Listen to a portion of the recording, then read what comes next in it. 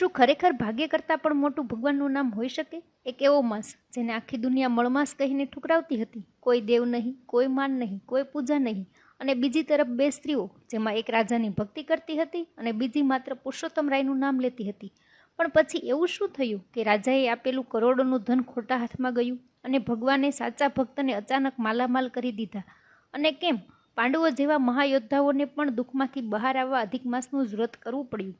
તો આખરે શું મળમાસ જ પુરુષોત્તમ માસ બન્યો? શું ગરીબ તપીબાઈને મળેલું ધન માત્ર નસીબ હતું કે ભગવાનની કૃપા? અને શું ખરેખર ભગવાનનું એક નામ માનવીનું ભાગ્ય બદલી શકે? આ બધા રહસ્યો જાણવા માટે આ કથા અંત સુધી જોતા રહેજો. આજે તમે સાંભળશો પુરુષોત્તમ માસના એવા રહસ્યો જે સાંભળ્યા પછી તમે ક્યારેય આ માસને સામાન્ય નહીં માનો. જપીબાઈ અને તપીબાઈની વાર્તા. એક નગરમાં બે પાડોશણો રહે. એકનું નામ જપીબાઈ અને બીજીનું નામ તપીબાઈ. એવામાં પુરુષોત્તમ માસ આવ્યો. બંને જણા નદીએ નાહવા જઈ અને નાહી ધોઈ ભગવાન સૂર્યનારાયણને હાથમાં પાણી લઈ અંજલિ આપતા. જપીબાઈ બોલે, જય જય નરપતિ રાય. તપીબાઈ બોલે, જય જય પુરુષોત્તમ રાય. આ નગરીના રાજાનું નામ નરપતિ હતું. તે ફરતો ફરતો નદી કાંઠે આવ્યો. જેણે તપીબાઈને પોતાની જય બોલતા સાંભળી અને પ્રસન્ન થયો. બીજે દિવસે તેણે જપીબાઈને રાજસભામાં બોલાવી અને કહ્યું, તમે નિત્ય નદીએ નાહવા જાઓ છો અને મારા નામની જય બોલાવો છો, તેથી હું પ્રસન્ન થયો છું. લો આ 5 સોના મહોરો અને આ સાકર કોળું. કોળાનું શાક કરજો. જપીબાઈ તો કોળું અને 5 સોના મહોરો લઈ રાજાને પ્રણામ કરી ચાલી નીકળી.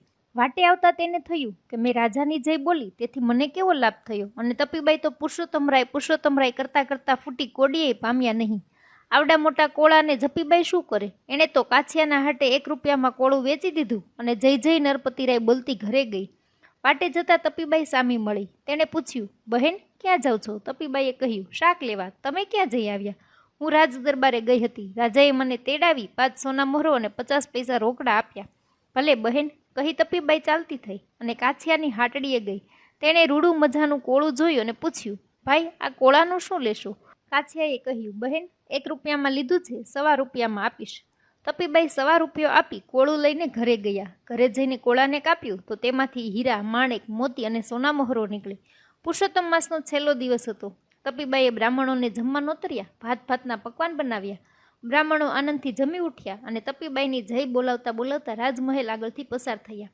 રાજાને આશ્ચર્ય થયું. તેણે એક બ્રાહ્મણને બોલાવી પૂછ્યું, મહારાજ ક્યાં જમી આવ્યા? બ્રાહ્મણે કહ્યું, તપીબાઈના ઘરે.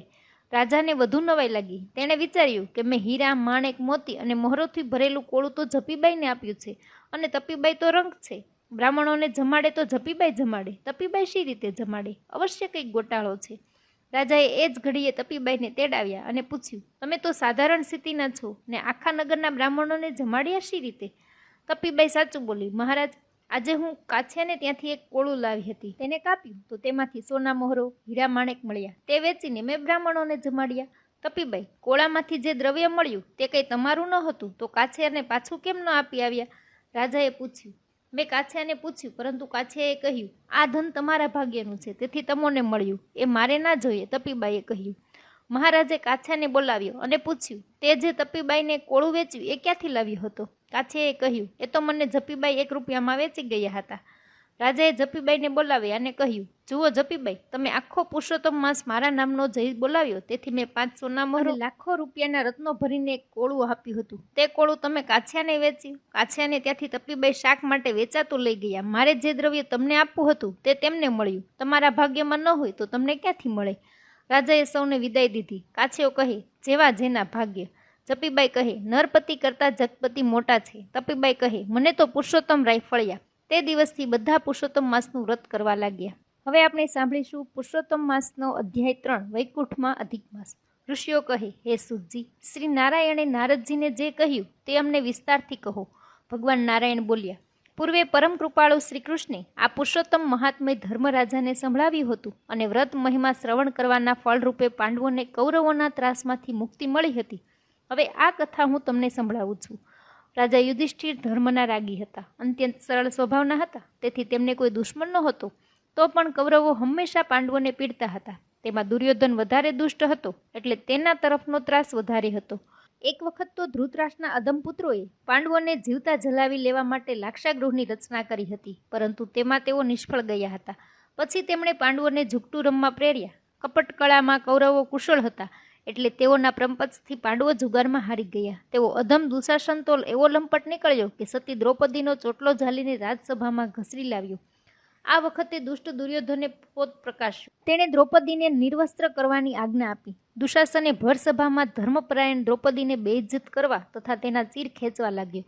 આ સંકટથી દ્રૌપદીને કોઈ ઉગારે તેવું નહોતું. ઉગારનારા હતા માત્ર એક શ્રી કૃષ્ણ ભગવાન. દુશાસન ચીર ખેંચવા લાગ્યો એટલે દ્રૌપદીએ શુદ્ધ ભાવથી શ્રી કૃષ્ણ ભગવાનને પ્રાર્થના કરવા માંડી. તેની શુદ્ધ હૃદયની પ્રાર્થના શ્રી કૃષ્ણએ સાંભળી અને તેઓ સતી દ્રૌપદીની વહારે થયા. જેમ જેમ દુશાસન ચીર ખેંચતો ગયો તેમ તેમ શ્રીકૃષ્ણ ચીર પૂરતા ગયા. આવી રીતે 999 ચીર પૂરીને સતી દ્રૌપદીની લાજ રાખી. હજુ કુંતીના પુત્રો પાંડવોને દુઃખ ભોગવવાનું લખાયું હતું. તેઓએ વનવાસ ભોગવવાની શરત કરેલી હતી. તે મુજબ તેમને વનમાં વસવા જવું પડ્યું. એ કામક્ય નામનું વન હતું. આ વનમાં હિંસક પ્રાણીઓ અસંખ્ય હતા. તેમનો ભય હર પળે પાંડવોને સતાવ્યા કરતો હતો. તે ઉપરાંત અપાર કષ્ટ તેઓને ભોગવવું પડતું હતું. વિવિધ પ્રકારના દુઃખોને લીધે કુંતીના પુત્રો પાંડવો અને દ્રૌપદીનો દેહ કૃશ બની ગયા હતા. તો પણ તેઓ ધૈર્ય હિંમત રાખી દુઃખના દહાડા પૂરા કરી રહ્યા હતા. પાંડવો અને દ્રૌપદી ભગવાન શ્રીકૃષ્ણના ભક્ત હતા.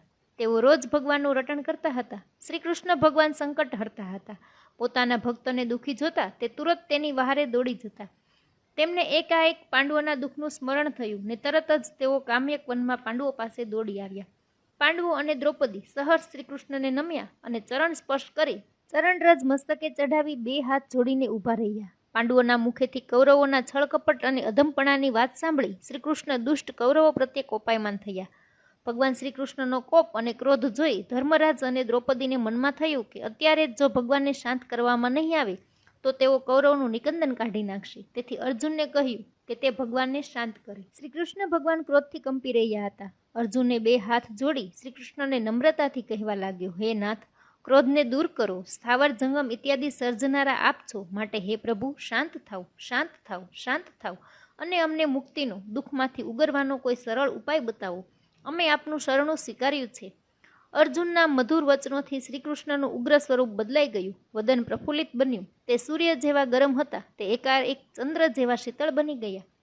શ્રીકૃષ્ણની પ્રસન્નતા પામવા દ્રૌપદીએ તેમનું પૂજન કર્યું. પાંડવોએ પણ પૂજા કરી. શ્રીકૃષ્ણને આથી વધુ શીતળતા થઈ. મનમાં અતિ પ્રસન્નતા ઉપજી. તેમણે કહ્યું, હું ભક્તોથી શોભાયમાન છું. ભક્તોને રાઈ જેટલું દુઃખ પડે તે મને પર્વત સમાન લાગે છે.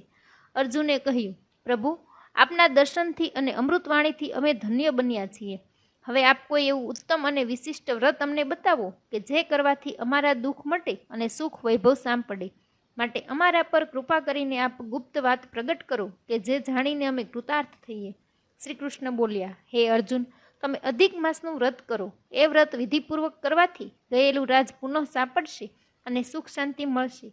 તે માસની તમારે બહુ રાહ નહીં જોવી પડે, કારણ કે આ મહિનો પૂરો થતાં જ અધિક માસ જે અતિ પવિત્ર અને પાવનકારી મનાય છે તે બેસશે. અર્જુને આ વધારાના માસનું નામ આજે પ્રથમવાર જ સાંભળ્યું હતું. એટલે શંકાનું સમાધાન કરવા પૂછ્યું, હે કૃપાસાગર, આ અધિક માસ ક્યાંથી ઉત્પન્ન થયો? તેના વ્રત વિધિ શું છે? વ્રત કરનારે કયા નિયમો પાળવાના અને વ્રત કરનારને શું ફળ પ્રાપ્તિ થાય ઇત્યાદિ મને વિસ્તારથી સમજાવો. શ્રી કૃષ્ણએ કહ્યું, હે અર્જુન, કાળના ઘણા વિભાગો છે, જેમ કે વર્ષ, માસ, પખવાડિયું, અઠવાડિયું, દિવસ, રાત્રિ, પ્રહર, ઘડી, પળ, વિપળ ઇત્યાદિ. જળના ઘણા વિભાગો છે, જેમ કે સાગર, નદી, સરોવર, તળાવ, વાવ, કૂવો, ઝરો, ઝરણું ઇત્યાદિ. વનસ્પતિના પણ ઘણા વિભાગો છે. આ સર્વની મહત્તા પોતપોતાના ગુણોથી છે. દરેક વિભાગના જુદા જુદા અધિષ્ઠાતા દેવ છે. તેઓમાં સ્વામી વગરનું કોઈ નથી. આ બધાએ પોતપોતાના સ્વામીની મહત્તાને લીધે જ તેમજ પોતાના ગુણોને લીધે જ જગતમાં પૂજાતા હતા.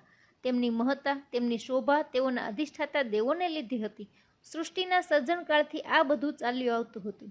એવામાં એકાએક અધિક માસની ઉત્પત્તિ થઈ. આ અધિક માસને કોઈ સ્વામી નહીં, અધિષ્ઠાતા દેવ નહીં, એટલે બધા જ તેને હળધૂત કરે. તેને મદદ કરનાર કોઈ દેવ નહીં, એટલે બધા તેને મલિન ગણવા લાગ્યા ને મળમાસ કહીને ચીડવવા લાગ્યા.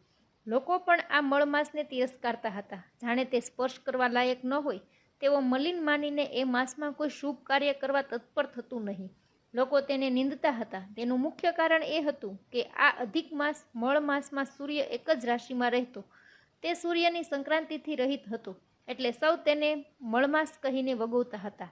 આમ બધાએ મળમાસને હળધૂત કરી નાખ્યો. જાણે કાંઈ જ ગણતરી નહીં. કાંઈ જ લેખું નહીં, તેમ લોકો વર્તવા લાગ્યા. લોકોના મહિના ટોણા અને કટુ વચનો સાંભળી મળ માસના દુઃખનો પાર રહ્યો નહીં. તે હંમેશા ઉદ્વેગમાં રહેવા લાગ્યો. વધુ પડતી નિંદા અને મહિના ટોણા દરેકને હતાશ બનાવી દે છે અને ક્યારેક તો જીવન જીવવા ઉપરથી મન ઉઠી જાય છે. એવી રીતે મળમાસને અંતિમ સમયે મારી યાદ આવી તે સાથે જ પ્રબળ આશા બંધાઈ કે હું તેને ગમે તે રીતે બદનામીમાંથી ઉગારીશ અને તેનો મોભો વધારીશ. મળમાસ ખીન વદને આંસુ સારતો વૈકુંઠમાં ભગવાન વિષ્ણુ પાસે ગયો અને ભગવાનના ચરણો પકડીને ગદગદ કંઠે પોતાનું દુઃખ વર્ણવવા લાગ્યો. ભગવાન નારાયણ આટલું કહી થંભી ગયા એટલે અધિક માસની મનોવ્યથા જાણવા અધીરા બનેલા નારદજી વચમાં જ બોલી ઉઠ્યા, પ્રભો, વિષ્ણુલોકમાં બ્રહ્મરૂપ શ્રી વિષ્ણુ ભગવાનના શરણે ગયેલો દુઃખી અધિક માસ એવું તે શું બોલ્યો કે જે એકાએક પ્રભુને પ્યારો થઈ ગયો? અધ્યાય 4 મળમાસની વ્યથા આપણે આવતા વિડીયોમાં જાણીશું. ઇતિ શ્રી બૃહદ નારદીય વિશે પુરુષોત્તમ મહાત્મય અધ્યાય 3 સમાપ્ત. તો મિત્રો, આ કથામાંથી સમજાયું ને, માણસ આપે તો થોડું આપે, પણ પુરુષોત્તમ ભગવાન આપે તો ભાગ્ય જ બદલી નાખે. જપીબાઈએ રાજાની જય બોલી એટલે થોડું મળ્યું, પણ તપીબાઈએ પુરુષોત્તમ રાયને યાદ કર્યા એટલે ખાલી કોળામાંથી પણ ખજાનો નીકળી આવ્યો. હવે તમે જ કહો, પુરુષોત્તમ માસમાં તમે કોનું નામ લેશો, નરપતિનું કે જગતપતિનું? કોમેન્ટમાં જણાવો અને આવી જ ધાર્મિક કથાઓ માટે ચેનલને સબસ્ક્રાઈબ કરવાનું ભૂલશો નહીં.